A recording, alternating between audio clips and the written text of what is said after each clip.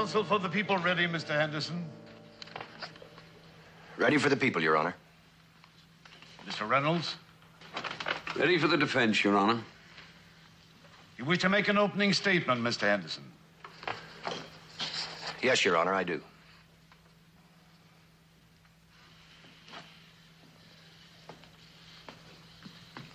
Ladies and gentlemen of the jury, the defendants in the case you are about to hear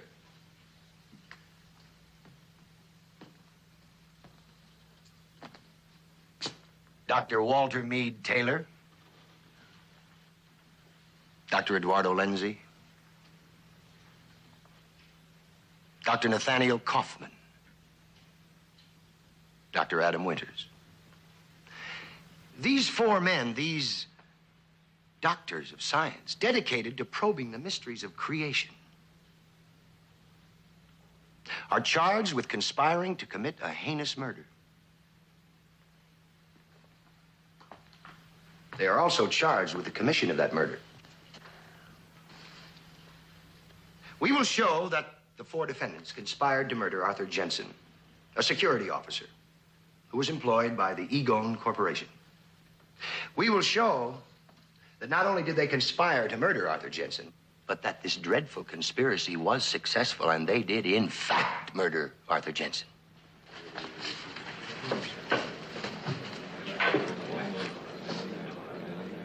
Yes, there was a conspiracy to commit murder.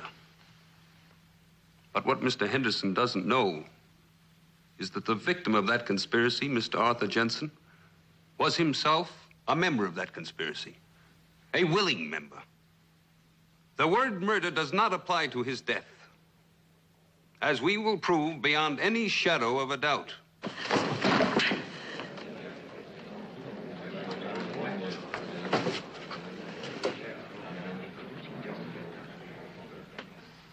You may call your next witness, Mr. Henderson. That completes our case, Your Honor. The people rest.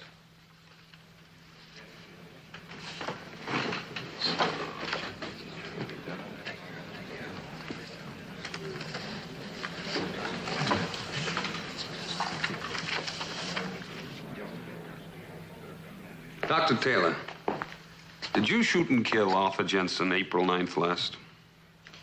I don't wish to answer that question. You are... On what grounds, sir? On the grounds, Your Honor, that it isn't relevant. If a crime was committed, then we're all equally guilty, no matter who pulled the trigger.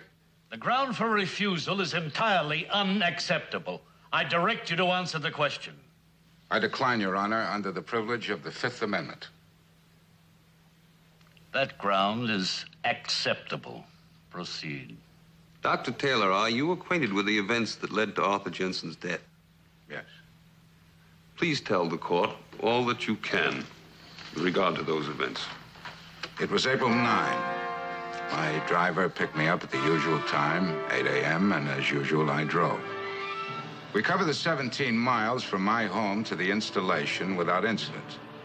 And as usual, we arrived at approximately 8:45.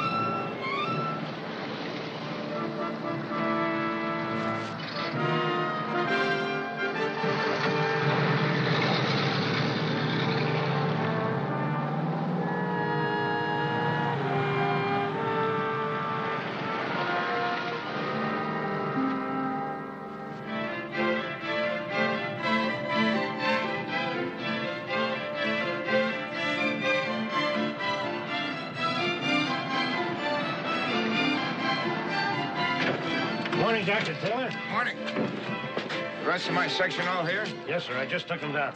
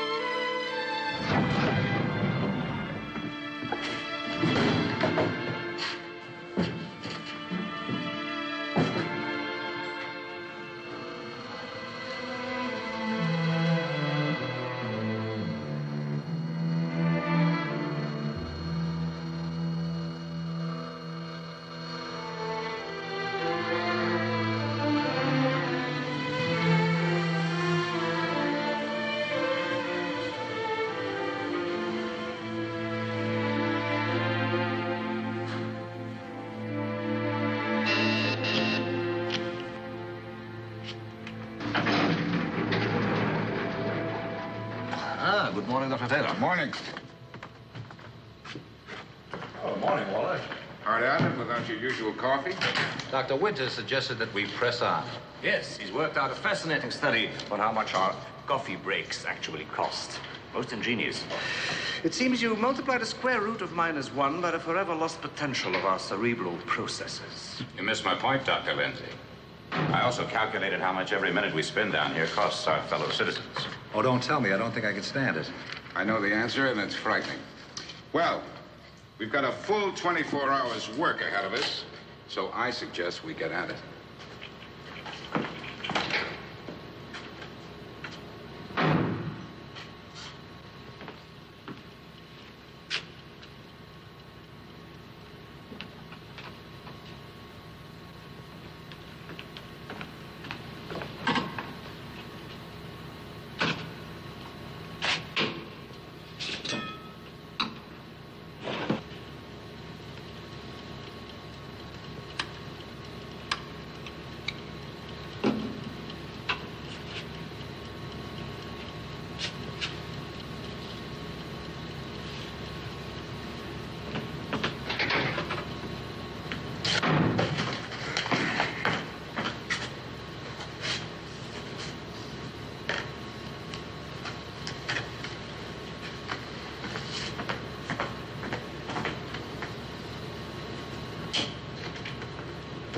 Gentlemen, the computer result... Is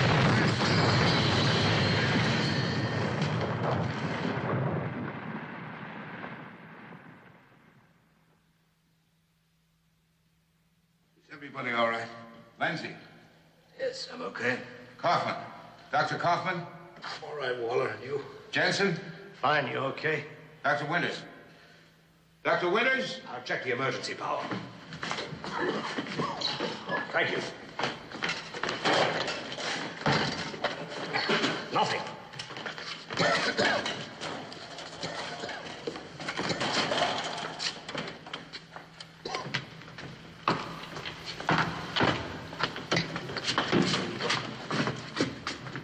There's one line open. Hello. Hello!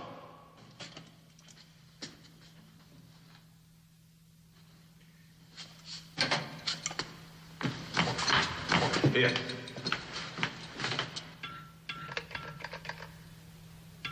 There's static, but no answer.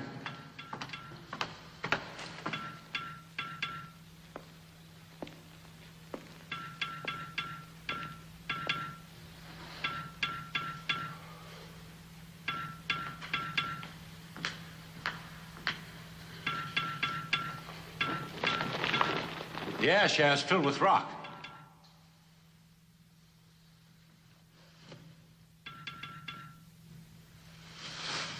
There's solid matter. Granite behind every square inch. The whole corridor must have gone. Who knows?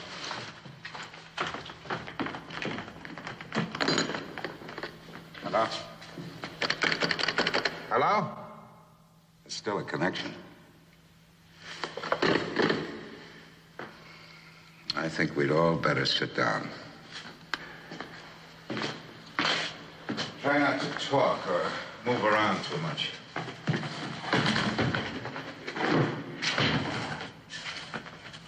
What are we waiting for, Doctor? I don't know.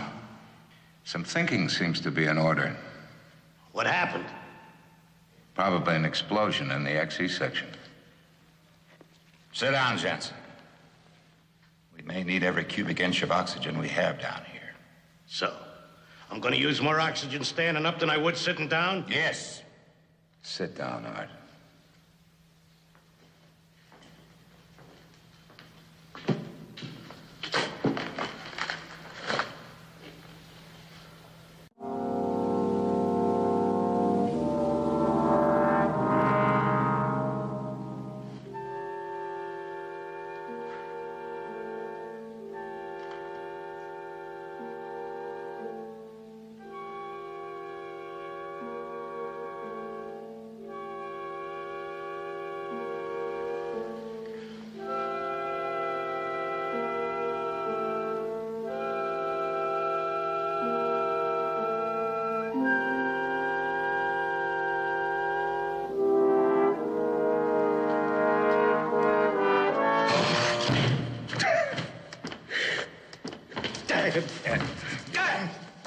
You mustn't let go. We need you. We need each other.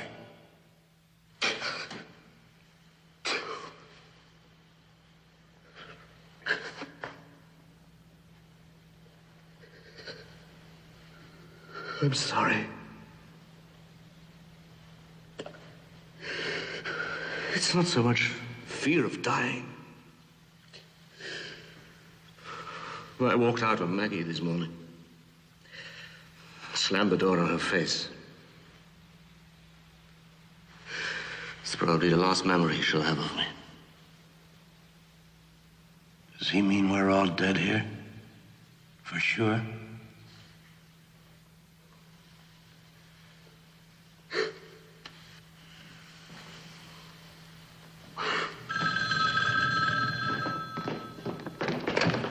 Hello? This is Taylor. Yes, we're all right. Nobody's hurt. Is the elevator shaft operational? Louder, I can't hear you. What about the corridor? How long? Can anyone give us an estimate of... Hello? Hello? Hello? Went dead completely. But there's still a chance. The elevator shaft is open and they'll have it operating in 6 to 8 hours. What about the corridor? Caved in, all of it, completely. Granite. They'll be using a diamond drill large enough to get an air pipe through to us. I know some of the problems of that kind of drilling. You and I'll take that problem. We'll work independently as a check on each other.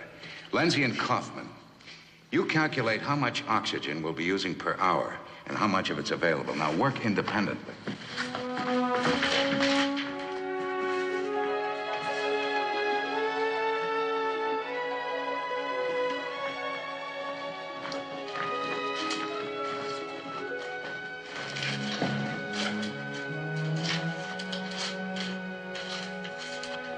What can I do? Hold your breath. No more talking.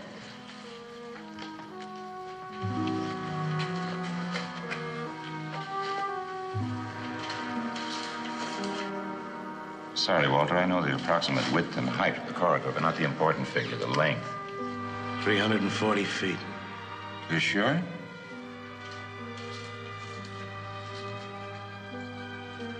Jensen, every 10 minutes, check the phone. You can start now.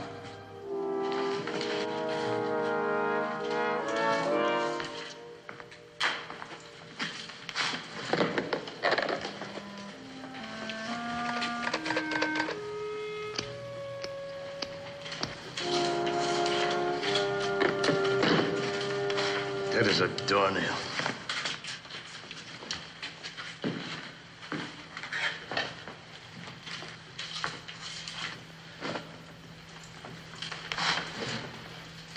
Don't these flashlights burn oxygen? No, and we're sweating in a good cause. Heat cuts down oxygen use. Turn your flashlight back on.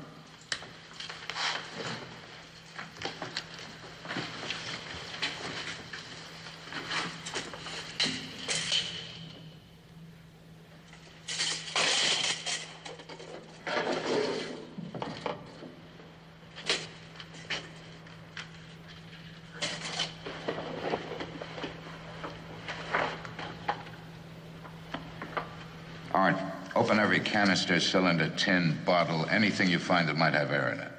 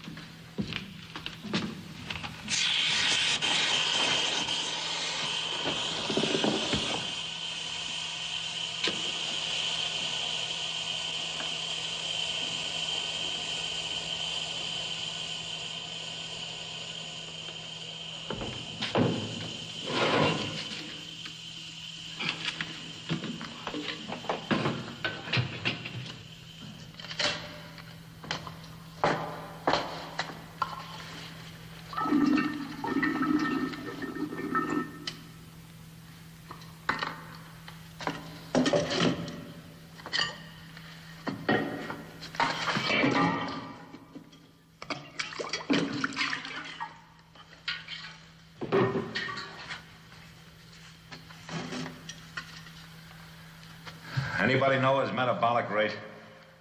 Minus 20. Anybody else?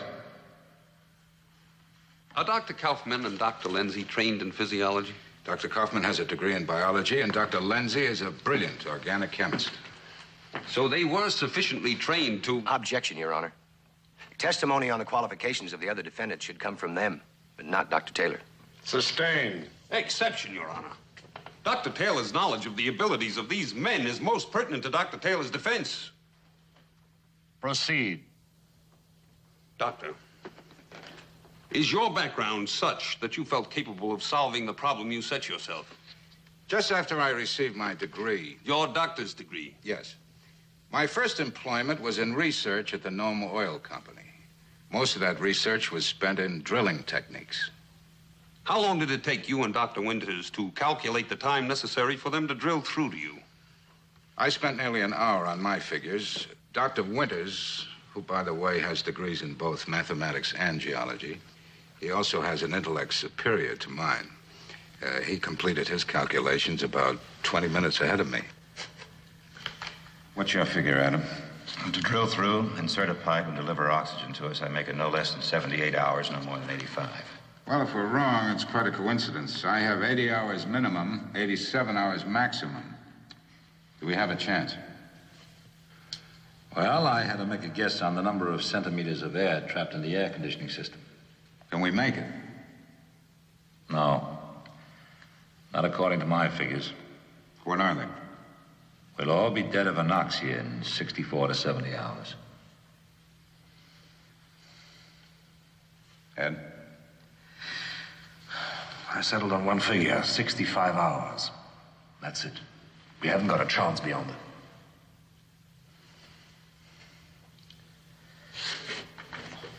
Don't move, Art. Stay quiet.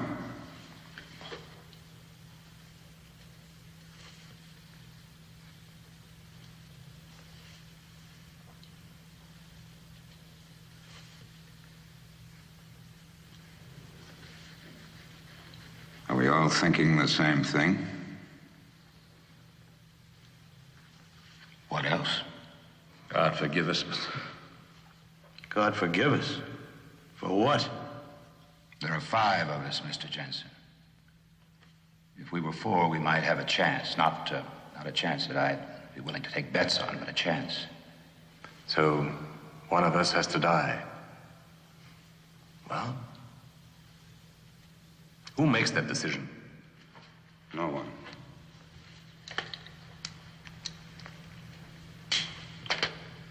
The man who draws the broken pencil dies. He takes that gun, goes to his cubicle, and with as much dispatch as decency allows, he shoots himself.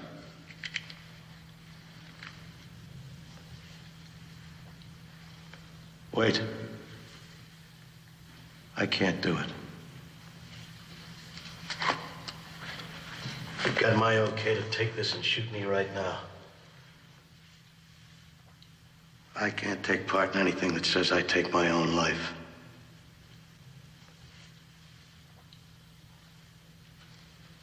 Seems as if we have a conscientious objector among us. Or a volunteer. Depends how you look at it. We can't deny a man his principles.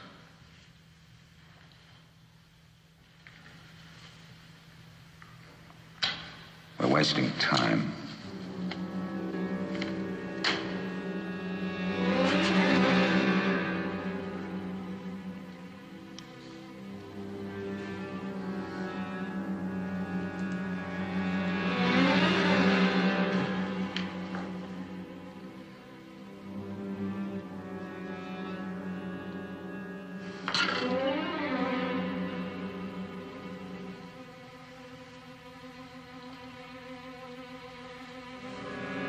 I assume you know which one is lethal. Yes.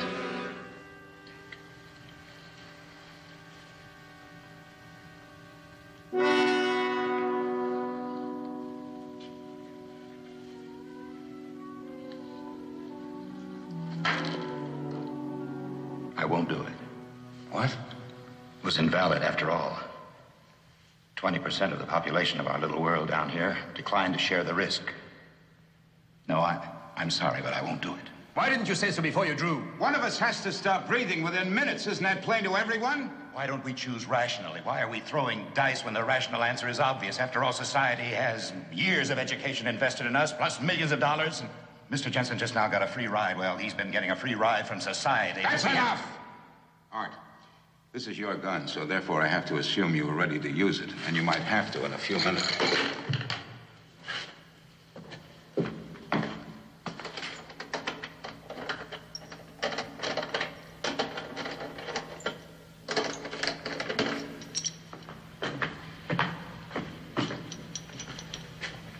Each of us will draw a cap from the cup and put it in his pocket without looking at it.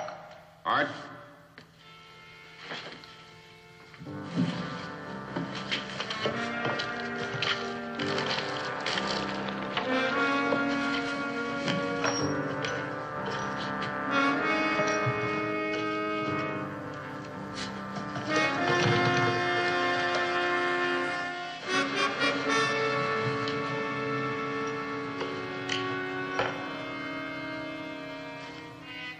We'll go to our own cubicles. Whoever has the red cap has a decision to make. He can return here, use this gun to take his own life, or to execute with the full consent of this group any one of us he chooses. Are we all agreed?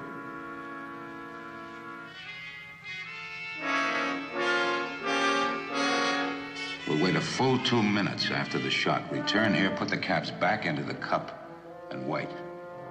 If it's suicide, then there's no problem. If it isn't, it's important that the identity of the man who pulled the trigger remain a secret. Now, time is the breath of life. Don't waste it. And God have mercy on our souls. Amen.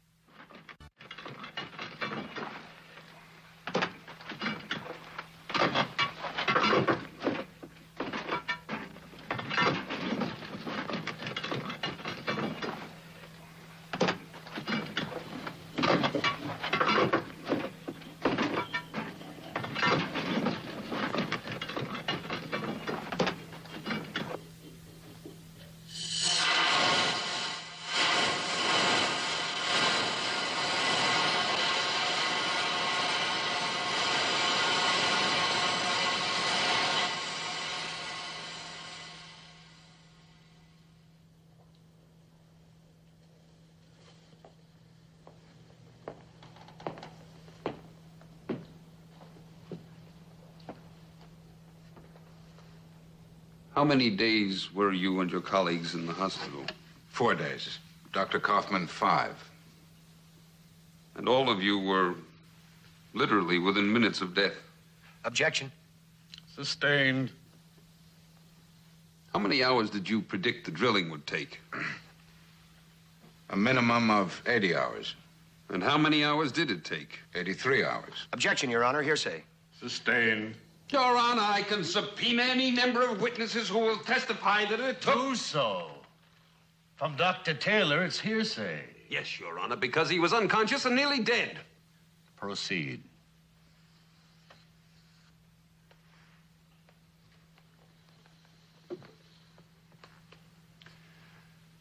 I have no further questions. Your witness, Mr. Henderson.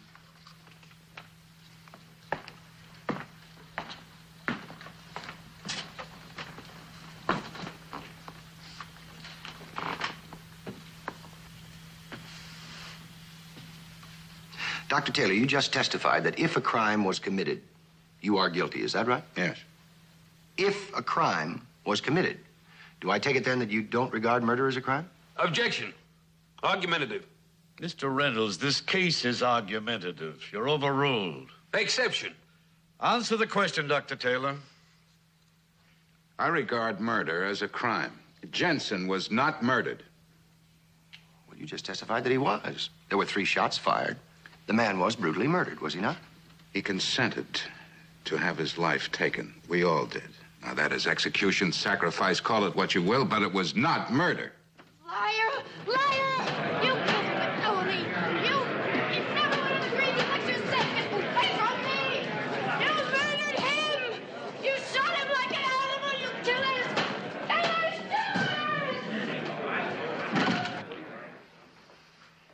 Proceed.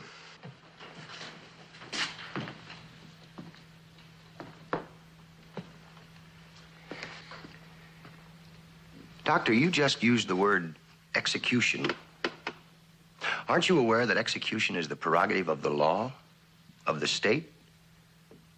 You don't really believe that a private citizen has the same right to execute a man We were not private citizens. We were 5 human beings cut off from this society, from any society. A citizen is a man who can take his problems to a court, a church, a corner policeman, an attorney. We could not. We were 5 men faced with a problem which created society in the beginning. Survival, Mr. Henderson. Survival. We traded 1 life to save 4.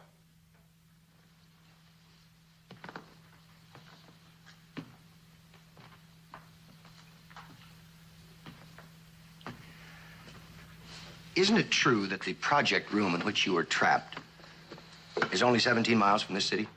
Yes. Isn't it also true that citizens of this state, your fellow citizens, began working immediately to save you? Yes. You knew that at the time. Yes. And yet you still say you were not a citizen of this state. I do.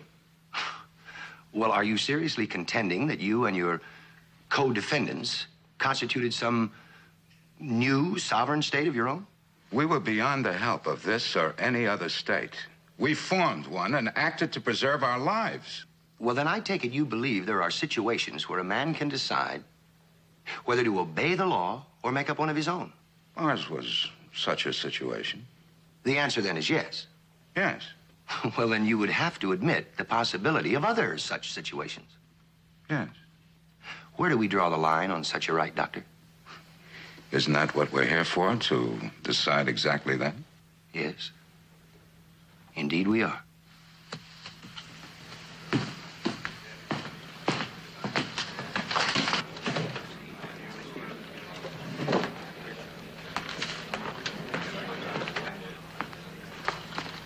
Now, you say that you traded 4 lives for 1. Do you know absolutely that all 5 of you could not have been saved? Yes. Absolutely? I was certain only 4 of us could live. And the results have proved I was... Don't go on with that, Dr. Taylor. You used the word certain. Now, I have here a copy of a science journal, Science and Philosophy, containing an article written by you, the title of which is The Statistics of Truth. Did you write it? Yes. It was written 5 years ago. Have you changed your views? No. According to your article, scientific prediction is a matter of statistics. You say here that it is not absolutely certain that a cube of ice would melt in a glass of warm water. No, but I'd stake my life happily that it will. But in your opinion, it is not absolutely certain. Not in the language of science, in everyday terms, yes. Now, in your drilling calculations, you used some guesswork, didn't you? Yes. There is no guesswork involved with a cube of ice in a glass of warm water. Very little. And yet, using guesswork, you drew a conclusion about men working hundreds of feet away that you couldn't see, and with such a certainty that you staked Arthur Jensen's life on it. Now, isn't that true? Objection. Mr. Henderson is not interrogating, he's making statements. Frame the last question more precisely, Mr. Henderson. Yes, Your Honor. Was your prediction on drilling time an absolute certainty or a statistical probability? Every prediction in the world is merely a probability. Was it impossible for you to be wrong, Doctor? It was highly improbable. Then it was on a probability, a statistical estimate, a guess that you staked Arthur Jensen's life? We staked all our lives because we had the courage to face life on its most elemental terms, to offer our own lives, not just Arthur Jensen's, so that 4 of us might live. Do you call that murder? If you don't call it murder, Doctor, just what do you call it? I'm a physicist, not a lawyer, not a political scientist. Well, thank you very much, Doctor. There will be no need for any further questions.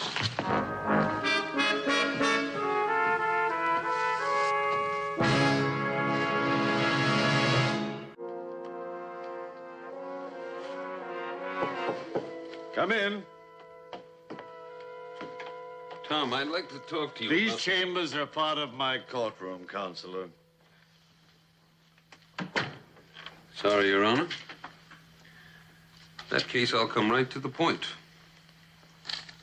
I think you're prejudiced in this action. You've kept it out of the written record, but not out of the clear view of the jury. You have your recourse. That's it, I don't.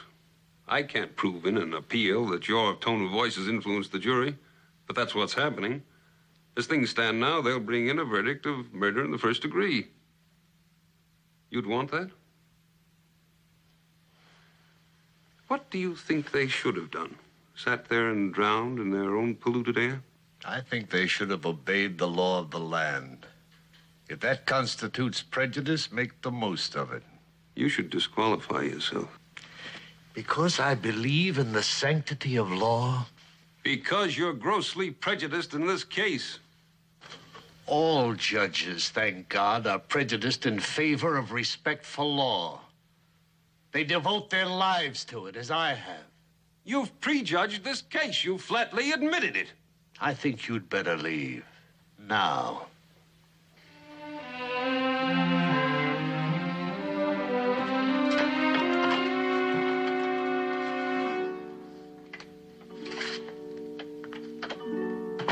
Dr. Walter Taylor testified under oath that his computations based on guesswork and assumptions might have been wrong. Isn't it interesting that no such doubts assailed him when he conspired to murder Arthur Jensen? When he lent his will to the collective decision that did finally murder Arthur Jensen? I want you to remember one simple fact. These four men have admitted taking the law into their own hands and condemning a man to death. They ask that we condone this heinous crime by regarding them as exceptions, as above or beyond our laws. Well, I am confident that you will reject this incredible arrogance. I'm also confident that you will find the defendants guilty of murder in the first degree. Thank you.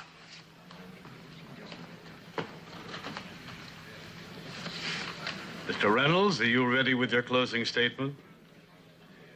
Yes, Your Honor.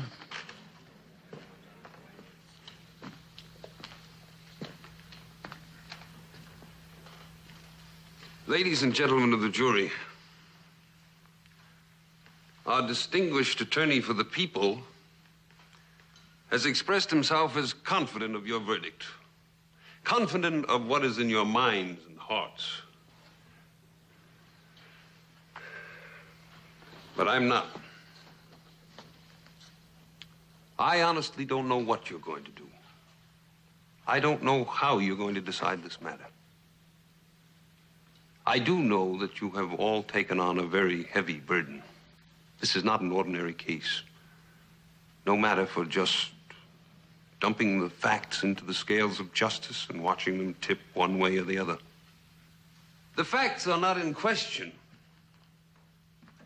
These men made very difficult computations and predicted an outcome. You have heard expert testimony that their predictions were accurate within a matter of minutes.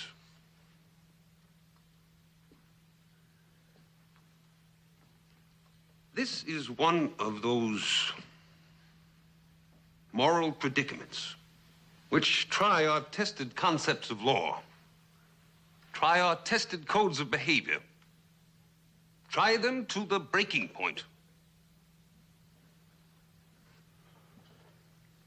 I want you to do one thing. Just try to imagine yourselves in their predicament at the time of their moral crisis. Just try to imagine your human weakness, your human fears, your human helplessness.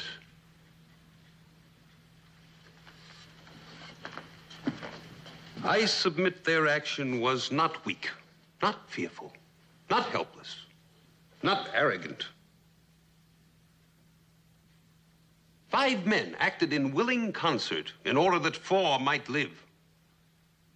Each man placed his own life in forfeit. That wasn't weakness or fear. It was a cry. an affirmation of life, a cry against the awesome power of death.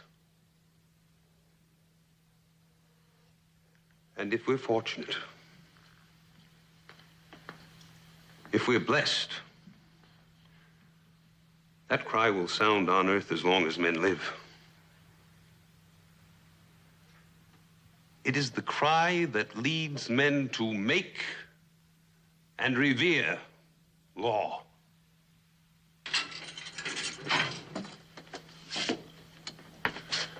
No news, Walter. I just stopped by to see if you needed anything. Oh, I'm fine. Well, it's hardly a snap decision. They've been out for 72 hours. I think that's hopeful. It might occur to them that you men only had minutes to make yours. They're finding it difficult to reach a verdict. That's important. The important verdict won't be made by the jury. It'll be made by us. To live with till we die. Maybe I'm repeating myself, but so is everybody else around here. Where life and death is concerned, God decides, not man. These fellows set themselves up as little gods deciding on who lives, who dies. We electrocuted a man in this state just last week. Did God pull the switch? This state is under God. It says so on the books. That's a principle of our government. You think those men didn't pray? I doubt it. But we don't know that they didn't. I believe they did.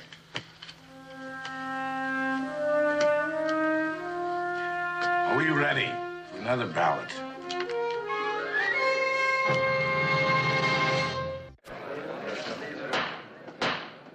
Order in this court.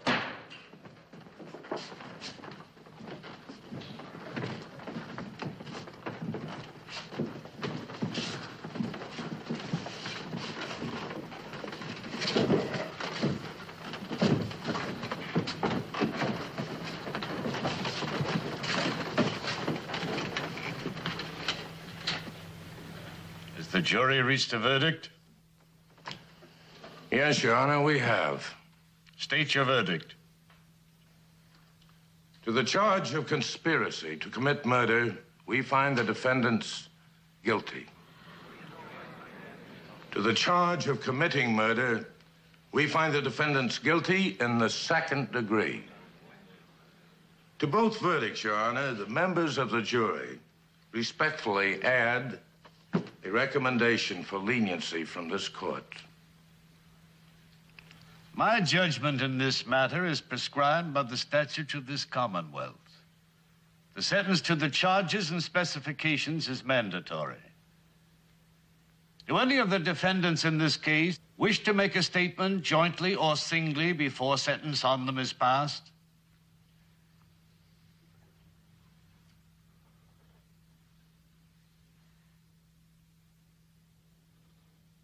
Will the defendants please rise?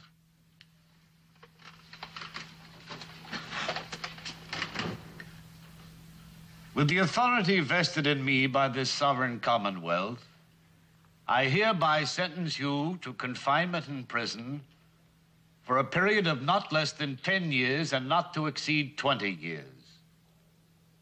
The prisoners will be confined in the county jail until such time as... Your Honor, I must make a statement to this court. May the court remind the prisoner that the time for statements is over. If your counsel appeals the decision of this court, then the prisoner may... There will be no appeal.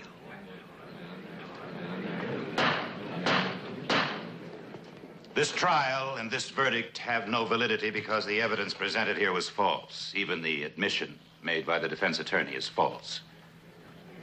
The truth has not been told here. I am the only one that knows the truth.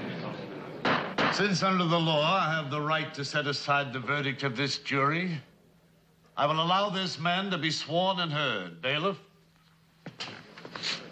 You swear to tell the truth, the whole truth, and nothing but the truth? I do. State your name. Adam Winters. Be seated.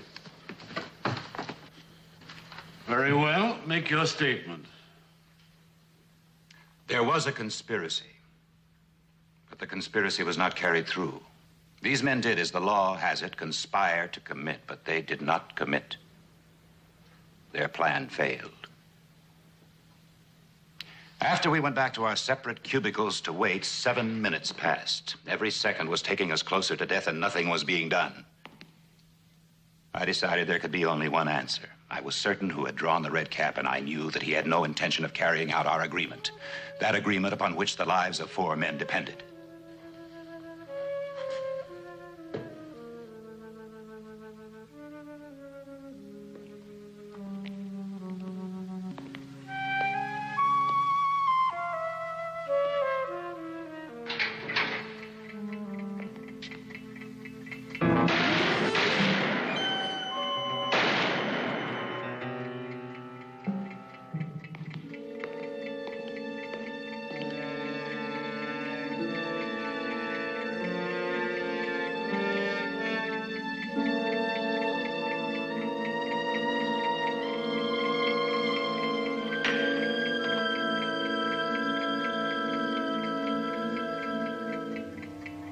You say I have broken the law of this sovereign state. Well, I make no apology for that. I also broke the law of that society of 5 of which I was then a part. If a crime was committed there, I alone am guilty. I took their law into my hands because their lives depended on it. I make this admission because I cannot stand by and see 30 to 60 years lost from the lives of these exceptional and dedicated men. Men that society must, in the...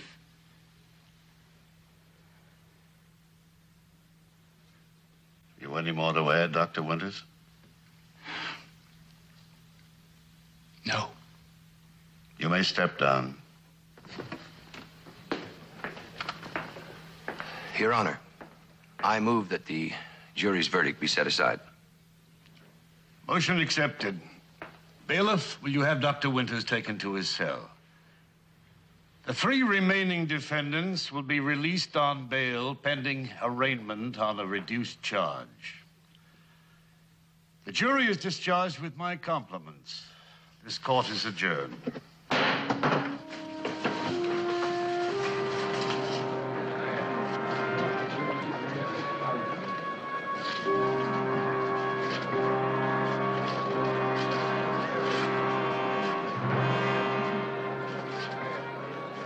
I'd rather have had all of us die than one of us do what you did.